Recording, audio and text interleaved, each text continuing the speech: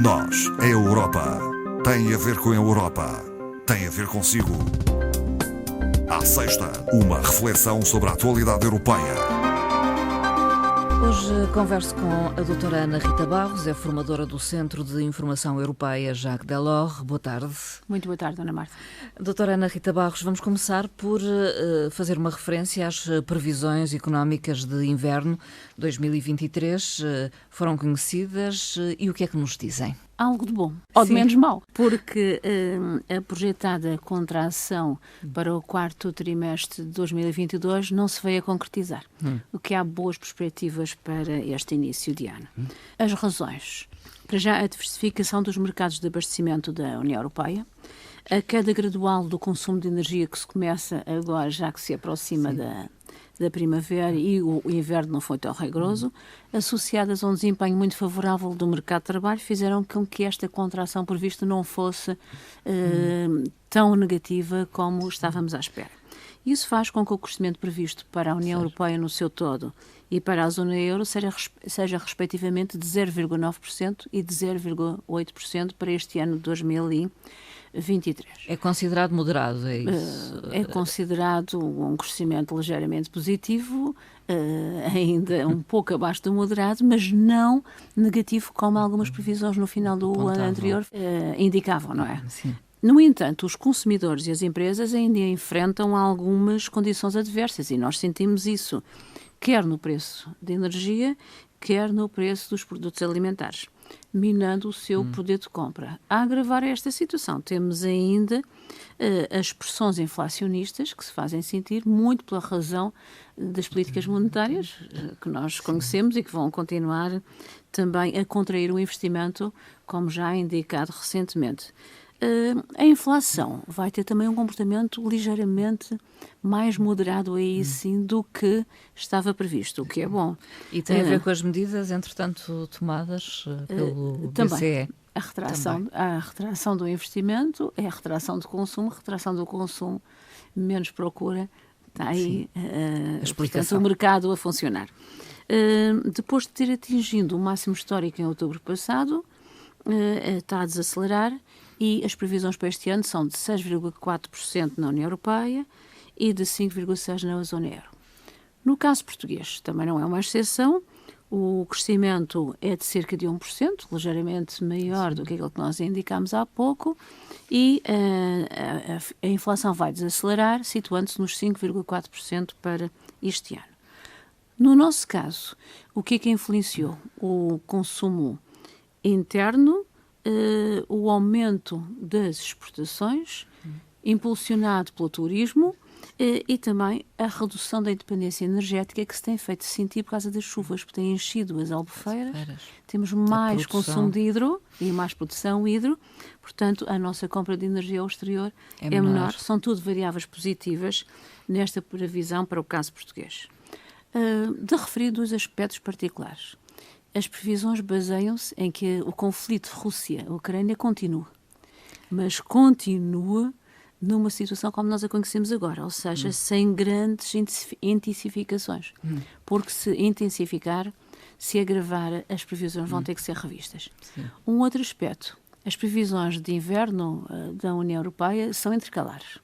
E como intercalares não têm a profundidade que têm nem as de outono, nem as de primavera, que são muito, principalmente as de primavera, que são publicadas em abril, este ano penso que em maio, são muito mais exaustivas e, portanto, muito mais próximas de uma realidade. Temos que ter atenção e voltar a analisar as previsões económicas na próxima primavera.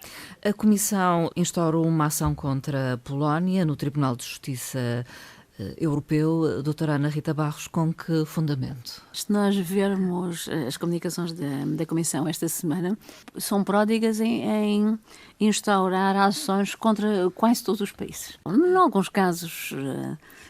questões menores, talvez? Sim, muitas vezes transposição de diretivas, como nós já conhecemos, muitas relativamente aos recursos hídricos, no caso de Portugal, recursos hídricos, no caso francês, rotulagem de águas potáveis e minerais. Este caso é um caso que nós já aqui falamos, que é a nomeação dos juízes e a imparcialidade dos tribunais. É algo que se vai arrastando no tempo. e que, depois das diversas advertências, a Polónia, apesar da Polónia desempenhar agora um papel muito importante relativamente ao conflito, da zona de conflito, e de receber ucranianos, refugiados de guerra, enfim, a Polónia, portanto, não está a cumprir o direito europeu, fazendo com que o direito nacional polaco tenha a supremacia sobre o direito europeu, quando é exatamente ao contrário. Como nós sabemos, o direito europeu, o direito comunitário, é o primado, e depois é que está o direito nacional, principalmente em determinados aspectos que estão fundamentados nos tratados. A decisão é a avaliação exatamente do direito europeu por parte do Tribunal e do Tribunal Constitucional Polaco, não é um tribunal qualquer. A ação vem nessa consequência e torna incompatíveis o estabelecido pelos direitos europeus com a Constituição polaca. Acontece que a Comissão adverte que os cidadãos polacos devem ser tratados em igualdade de direitos relativamente aos cidadãos europeus e, portanto, o direito e o primado do direito europeu deve ser exercido exaustivamente e equitativamente também no Estado-membro que é a Polónia. O caso da imparcialidade e do princípio de autonomia dos tribunais reduz a eficácia dos tribunais e do acesso dos cidadãos à justiça, prevalecendo no caso polaco a legislação nacional sobre a legislação europeia. Portanto, vai mesmo em frente, vai para o Tribunal Europeu. Há outros casos de violações que são apenas advertências e que os Estados-membros cumprem, aqueles que falámos há bocadinho dos regulamentos das águas potáveis, mas aqui é um bocadinho mais complicado. Sim. O Parlamento Europeu debateu a problemática da corrupção? O Parlamento está reunido esta semana, terminou ontem em Estrasburgo, e votou 2 resoluções sobre transparência e integridade nas decisões europeias. Os membros do Parlamento Europeu votaram em maioria, dando seguimento às medidas solicitadas pelo próprio Parlamento quando, em dezembro, ocorreram aqueles casos que nós todos muito bem conhecemos. E chamou-lhe tolerância zero à corrupção. Elencou já um conjunto de medidas a serem implementadas desde logo dentro do Parlamento Europeu. Para já, as atividades remuneradas dos próprios membros do Parlamento Europeu que possam confluir com os interesses do seu mandato. Portanto, o Parlamento votou favoravelmente na criação de um estatuto chamado o Código de Conduta dos Deputados. Esse Código de Conduta não é só dos próprios deputados, aqui é que está um aspecto interessante, é também dos seus assistentes. Nós sabemos que os membros do Parlamento Europeu têm assistentes pessoais e, principalmente, os assistentes e todos os funcionários do Parlamento Europeu que estão ligados a áreas sensíveis. Quais são essas áreas? A segurança, a defesa e os assuntos externos. Portanto, estas ligações normalmente, às vezes, não são tão transparentes quando deveriam ser. As declarações de património que já existiam também têm que ser reforçadas no início e no fim dos mandatos parlamentares. Uma referência particular do Parlamento Europeu e que é interessante. Uma referência à articulação do Parlamento com as ONGs. Interessante, talvez, nós analisarmos esse aspecto, pedindo a revisão dos regulamentos das próprias ONGs. Nós sabemos que as empresas, muitas vezes, são obrigadas, as grandes empresas, são obrigadas a divulgar os seus dados, não é?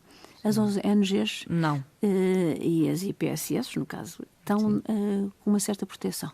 E é exatamente isso que o Parlamento vai levantar. Tornar claro que estas organizações divulguem publicamente todos os apoios que recebem e as suas fontes de financiamento, a origem das suas fontes de financiamento. Se não o fizerem, o Parlamento, neste regulamento, pura e simplesmente não atribui mais fundos públicos europeus às ONG. Às organizações não governamentais. Às ONGs, exatamente. Portanto, penso que nós devemos de refletir no que isto indica exatamente, portanto, nestas redes que muitas vezes utilizam organizações com determinado fim para serem canais de outras coisas. Não é? Portanto, levanta dúvidas em relação ao trabalho que, ONGs, que nós sabemos que é meritório muitas vezes e que também não pode preterir umas organizações relativamente às outras. O Parlamento apela vivamente a que a Comissão faça um regulamento e que seja aprovado até o verão próximo relativamente a um órgão independente de ética. Ética que era uma coisa que todos nós e os parlamentares deviam de ter, não é? Sim. Nós sabemos, a moral é de cada um, mas a ética é universal, como deveria ser. E não é que não hajam já diversos órgãos que tenham esta função. Por exemplo, o OLAF, o Organismo Antifraude Europeu, existe o Ministério Público, o Provedor de Justiça, o próprio Tribunal de Justiça Europeu. Não é duplicar, então? Muitas vezes até é, porque... Ou então é duvidar da eficácia desses outros órgãos? Sim, mas principalmente o que o Parlamento justifica é para restaurar a confiança dos cidadãos. Com certeza vão ter que jurar sob o tal Código de Ética a ser aprovado pelas instâncias europeias, que se espera proximamente. Na ordem do dia está a escassez de semicondutores, que requer um plano da União Europeia para lidar com esta questão, que é grave. É complicado. É muito complicado e, além disso, tem repercussões no nosso dia-a-dia. E a União Europeia publicou exatamente o plano da União para os microchips, os semicondutores. A indústria tem enfrentado esta rarefação de fornecimentos, provocado pelo choque. Não? Sim, bastantes rupturas, provocado pelos choques da pandemia, mas que continua. Precisamos, talvez, de nos lembrar que nós utilizamos semicondutores numa coisa tão simples como é o telemóvel do nosso dia-a-dia. Usamos também nas comunicações a outro nível, na educação, na saúde, nos transportes. E também no entretenimento, portanto é transversal. E se um telemóvel, por exemplo, pode ter que utilizar 160 semicondutores, um veículo, e dependendo do tipo de veículo, pode ter que utilizar 3.500 semicondutores. A produção, o grande problema é a produção dos semicondutores.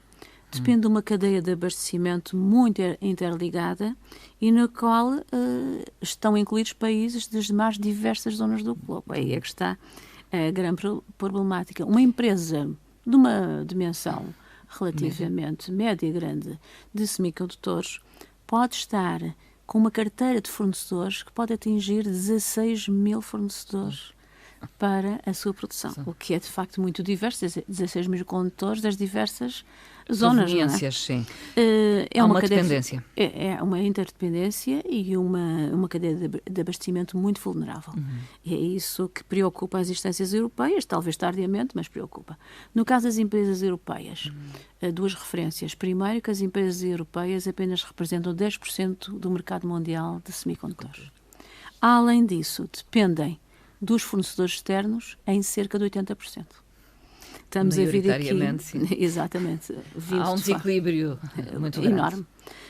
O regulamento europeu, que agora a Comissão está a propor para fazer aprovar pelo Conselho, reforça as medidas de aprovisionamento, mas principalmente reforça também, e insisto muito, no aumento da produção. Ora, este aumento da produção interna implica criar empresas e construir instalações. E aqui é que está o grande problema. É que as instalações demoram 2 a 3 anos a conseguir ser construídas para produzir os semicondutores. A grande questão que se deixou durante muitos anos é como reindustrializar a Europa. Sim. Abandonamos as indústrias e agora vemos a nossa dependência. Não pode ser só uma Europa de serviços. Precisamos também de ter os outros sectores de atividade. Falemos dos jovens e a Europa ao Encontro Europeu da Juventude previsto para junho. O AI 2023. European Youth Event, o evento europeu da juventude.